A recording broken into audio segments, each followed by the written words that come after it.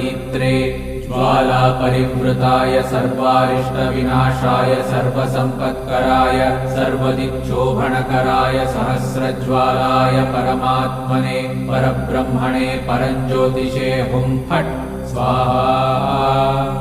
ॐ श्रीं ह्रीं ऐं क्लीं कृष्णाय गोविन्दाय गोपीजनवल्लभाय पराय परमपुरुषाय परमात्मने परकर्म मंत्र यंत्र तंत्रौषधास्त्र शस्त्राणि संहर संहर मृत्योर्मोचय मोचय आयुर्वर्धय वर्धय क्षिप्रारोग्यं च कुरु कुरु सर्वकार्यसिद्धिं कुरु कुरु।